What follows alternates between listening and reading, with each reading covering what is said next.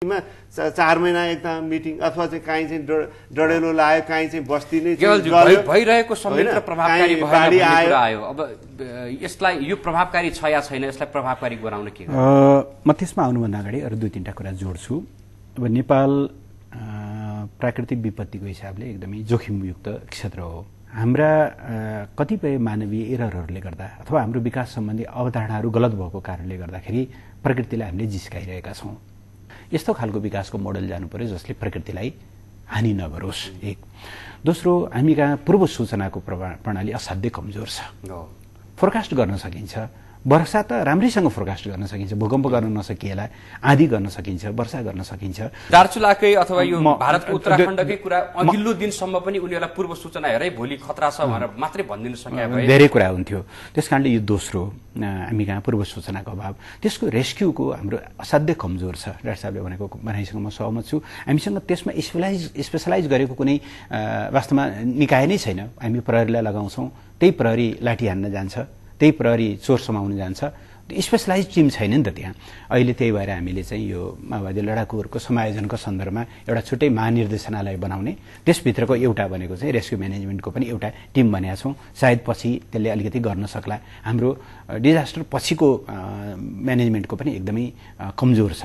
चौथो, निकायहरूको बिचमा समन्वय देखिँदैन। एउटाले एउटा काम गरिरहेको हुन्छ, अर्कोले अर्को काम गरिरहेको हुन्छ। त्यसको एक ठाउँ कमान्ड कन्ट्रोल जस्तो मानिलिनुहोस् कि कुनै ठाउँलाई चाहिँ एउटा प्राकृतिक विपत्ति क्षेत्र घोषणा गरियो भनेदेखि त पुरै इमर्जेन्सीको हैसियतले एउटा ठाउँमा कमान्ड राखेर जानु पर्यो। तर एनजिओले एकातिर, रेड क्रसले अर्कोतिर, अर्कोले अर्कोतिर गरिरहेका हुन्छन्। सीमा क्षेत्रमा यस्ता संरचनाहरू बनाउँदाखेरि चाहिँ दुई देशबीचको समन्वय त्यो ढङ्गले हुनुपर्ने कुरामा हामीले त्यति धेरै ध्यान दिन सकिरहेका छैनौँ। त्यसले गर्दा नेतृत्वमा यहाँहरूकै पार्टीको नेतृत्वमा पनि सरकार गठन भएकै हो।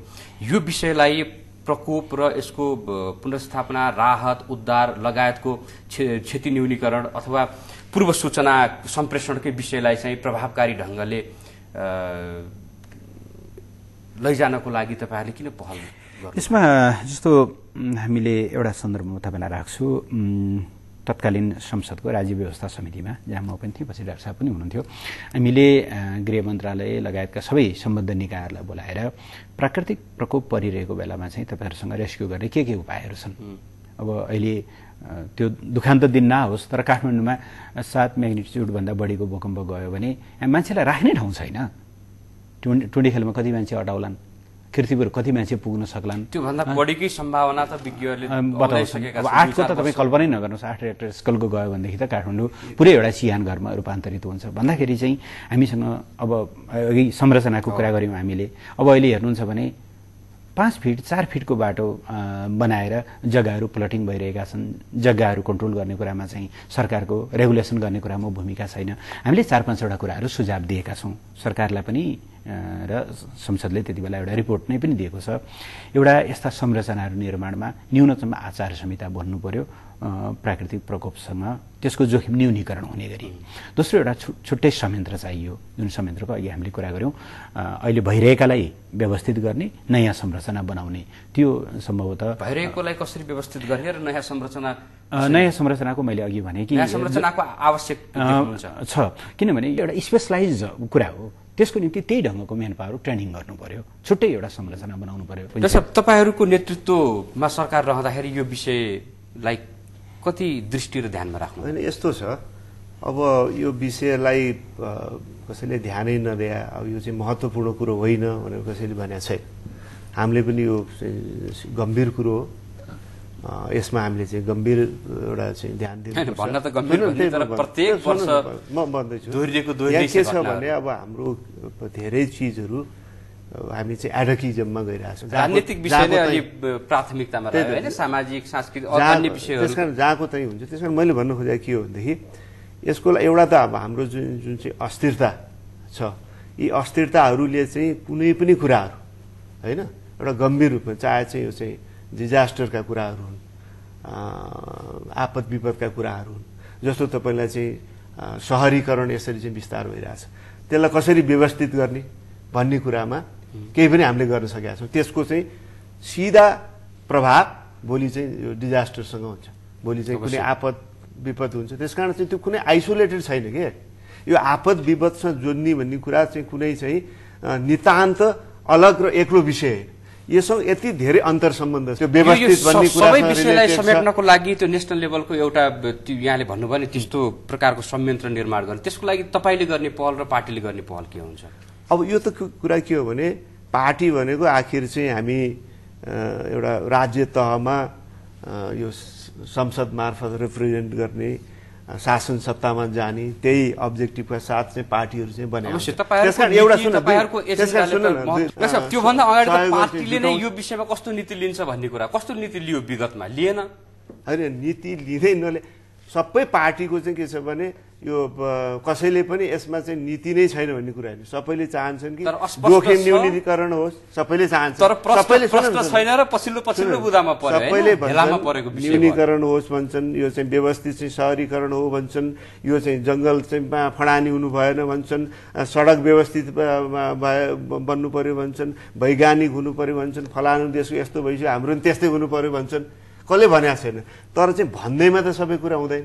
त्यसलाई त एउटा कुरा जानकारी गराइदिनु नि त। अब आउने चुनावी घोषणापत्रमा प्राकृतिक विपदको विषय तपाईको एजेन्डामा एकदम यो चाहिँ हाम्रो चाहिँ एजेन्डामा मात्रै पर्दैन कि कसरी यसलाई चाहिँ एकीकृत हाम्रो विकासको ढाँचासँग एकीकृत गरेर लाने। किनभने आइसोलेसनमा यो अलगै यो एउटा छुट्टै टापुमा निर्माण गर्ने विषयवस्तु होइन। कांग्रेसले आफ्नो चुनावी घोषणापत्रमा भनेपछि त्यो बेला रिकभरीका कुराहरू, त्यसकारण चाहिँ कांग्रेसले यो चाहिँ खालि घोषणापत्रमा खालि चाहिँ मेन्सन गरेर चाहिँ यो यन्त्रवत रूपमा राखेर चाहिँ चित्त बुझाउने मात्रै होइन कि त्यसलाई चाहिँ राख्ने पनि र सँगसँगै यसलाई चाहिँ के छ भनेदेखि हाम्रो विकासको मोडलसँग एकीकृत गरेर हामीले चाहिँ म्यानमेड डिजास्टरहरूलाई पनि कम गर्ने उपायहरूका तर्फ पनि हामी चाहिँ सचेत हुने, त्यही अनुसार चाहिँ कार्यक्रम गर्ने र कतिपय डिजास्टरहरू चाहिँ हामीले जतिसुकै हाम्रो प्रयासका बावजुद हुन्छ त्यो चाहिँ के छ बियोन्ड आवर कन्ट्रोल, हाम्रो चाहिँ नियन्त्रणभन्दा बाहिरको परिस्थिति छ। त्यस्तो अवस्थामा तत्कालै ती जोखिममा परेका चाहिँ जनसङ्ख्यालाई कसरी चाहिँ उनीहरूलाई जोखिमलाई कम गर्ने, बचाउ गर्ने र फेरि चाहिँ पुनर्निर्माण कसरी चाहिँ सम्भव गराउने, ती विषयसँग जोडेर हामीले चाहिँ यो प्राकृतिक आपद, मानव निर्मित आपतहरूलाई चाहिँ न्यूनीकरण गर्ने र चाहिँ प्रिभेन्सन रोकावट गर्ने विषयलाई चाहिँ हामी विकासको चाहिँ ढाँचासँग एकीकृत गरेर लान चाहन्छौँ, प्रमुख एजेन्डा बनाउँछौँ हैन। ग्यालज्यू एमाले चाहिँ के गर्छ? होइन, हाम्रो अलरेडी प्रकृतिलाई नजिस्क्याउने, पर्यावरणीय विनाश हुने खालका कुराहरू नगर्ने, त्यो विकासको एउटा नयाँ अवधारणामा जानु जरुरी छ। विकासको मोडलसँग यसलाई जोडेर त लानै पर्यो एउटा। त्यस कारणले एउटा यस सकेसम्म प्राकृतिक प्रकोप न्यूनीकरणको उपाय। दोस्रो, हाम्रो शहरीकरण, हाम्रा विकासका संरचनाहरू, अझ सीमावर्ती क्षेत्रमा हुने संरचनाहरूको बारेमा चाहिँ नयाँ ढङ्गको बहस, नयाँ ढङ्गको कोड अफ कन्डक्ट, नयाँ ढङ्गको चाहिँ एउटा क्राइटेरिया हामीले बनाउनै पर्छ। होइन भनेदेखि भोलि पछुताउनु बाहेक अब बच्नेहरू पछुताउने, मर्नेहरू त सिद्धि नै हाले, त्यो खालको हुन्छ। त्यस कारणले विकासको त्यो मोडल। तेस्रो, त्यो त अहिलेदेखि तयारी गर्ने सरकारमा एकदमै जस्तो अहिले हामीले के भनेका छौँ, धेरै लामो अहिले निकै ठुलो बहस चलिरहेछ। अहिले जग्गा रेगुलेट गर्ने अधिकार त राज्य सरकारलाई हुनु पर्यो नि त। यो क्षेत्र ग्रिन एरिया हो, यहाँ तिमीले घर बनाउनु पाउँदैनौ र ठिक छ तिमीले पार्क खोला, के गर, खेती गर, तर यहाँ घर बन्दैन, तिम्रै हो, राज्यले लिँदैन, तर यहाँ तिमीले भवन बनाउनु पाउँदैनौ। यो औद्योगिक क्षेत्र हो, त्यहाँ चाहिँ आवास हुँदैन, अथवा यो चाहिँ हस्पिटल क्षेत्र हो, त्यहाँ तिमीले के गर्न पाउँदैन। यति गर्न नगर्ने हो भने भइदियो के भने अबको संविधानमा यस्तो विषयहरू आउँछ।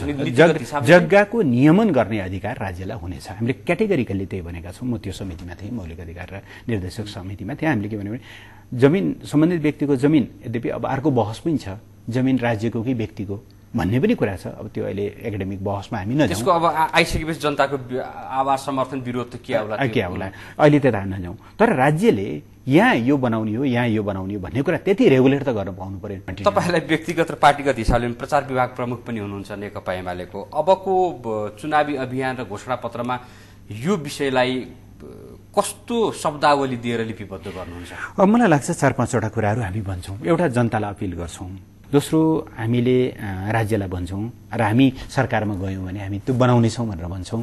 भवन सम्बन्धी नयाँ संहिता, अरू स्ट्रक्चरहरू सम्बन्धी नयाँ संहिता, बाटोघाटोको सन्दर्भमा संहिता तपाईँले एउटा भन्नुभयो जोडिहालेँ। जस्तो हामीले भइरहेकै संहितालाई लागू गर्ने प्रयास कति त्यस कारणले दोस्रो विकास निर्माणका एउटा मोडलहरूको बारेमा हामी सरकारमा हुँदा यो गर्नेछौँ, हामी सरकारमा भएन भने सरकारलाई यसो भन्नेछौँ। तेस्रो संविधानमै हामीले चाहिँ यो कतिपय कुराहरू प्रावधान राख्नेछौँ जहाँ चाहिँ प्राकृतिक विपत्तिबाट या यो वातावरण यो जलवायु परिवर्तनका असरहरूबाट बस्न त्यसकोलाई मिटिगेट गर्ने चाहिँ जनताको त्यो अधिकार त्यो सामर्थ्य विकास गर्ने कुराहरू हामी गर्छौँ। त्यो कुराहरू हामीले घोषणापत्रमा भन्छौँ। अब करिब अन्तिम खण्डमा यही अहिले आएका पछिल्ला केही प्रतिबद्धताहरू जस्तो पार्टीगत व्यक्तिगत हिसाबले यसलाई हामी लिपिबद्धै गर्नेछौँ। यहाँहरूको हस्तलिखित रूपमै हामीले लिपिबद्ध गर्नेछौँ, यसलाई सुरक्षित पनि गर्नेछौँ। मूलतः अबको चुनावी घोषणा र त्यसमा घोषणापत्रमा एजेन्डागत रूपमा यो विषय प्रकोपको विषयलाई तपाईँले कसरी उठाउनुहुन्छ र संविधानमा यो विषयलाई नीतिगत हिसाबले क्षति न्यूनीकरणको लागि कसरी लिपिबद्ध गर्नुहुन्छ, यो विषय लिखित कमिटमेन्टको रूपमा हामी लिन्छौँ। डाक्टर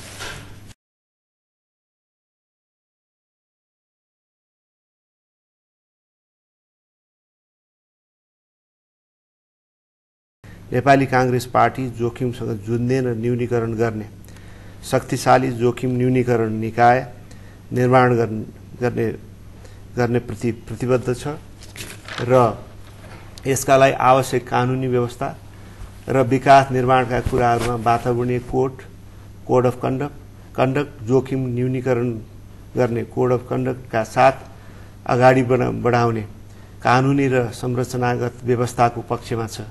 साथै आम नागरिकमा जागरण ल्याउने कुराप्रति पनि हाम्रो पार्टी पूर्ण रूपमा प्रतिबद्ध छ।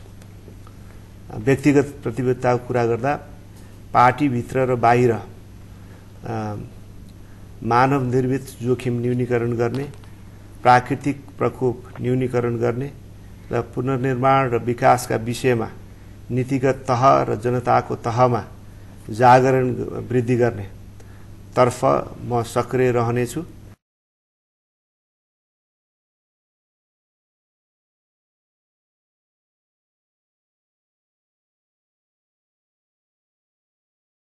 संस्थागत प्रतिबद्धता एक, वातावरणीय मैत्री विकासको अवधारणालाई अगाडि बढाइनेछ। दुई, जनतालाई प्राकृतिक विपत्तिका जोखिम र जलवायु परिवर्तनका असरहरूको बारेमा जागरुक बनाइनेछ।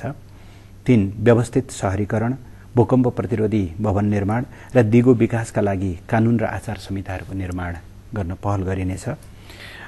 यी संस्थागत प्रतिबद्धतासँगै मेरो व्यक्तिगत प्रतिबद्धता चाहिँ पार्टीको एकजना वफादार कार्यकर्ता हुनुको नाताले, सचेत नागरिक पनि हुनुको नाताले र विगतमा पनि नीति निर्माणको थलोमा सामेल भएको व्यक्ति हुनुको नाताले यी माथिका सबै कुराहरू कार्यान्वयन गर्न मैले व्यक्तिगत रूपमा पनि सबै ठाउँमा भूमिका खेल्नेछु। त्यो पार्टीभित्र, त्यो सदनभित्र, सरकारमा हुँदा सरकारको तर्फबाट समेत सबै ठाउँमा भूमिका खेलिनेछ। उहाँहरूको यो प्रतिबद्धतासँगै आजको लागि टक अफ द टाउनको समय सकिएको छ। अर्को हप्ता सुरक्षित शहर र समाजको अर्को बहस जोड्ने गरी हामी उपस्थित हुनेछौँ। कुनै प्रतिक्रिया व्यक्त गर्न चाहनुहुन्छ भने इमेल ठेगाना totnepal@gmail.com, हाम्रो फोन नम्बर 500639 हवस् त। सम्पूर्ण युनिटसहित म पनि बिदा चाहन्छु। नमस्ते।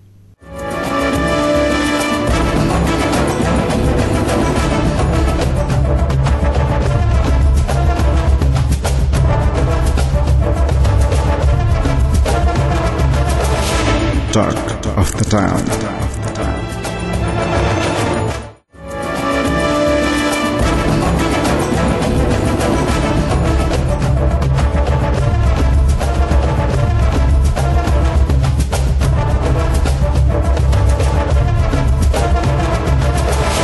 Talk of the Town.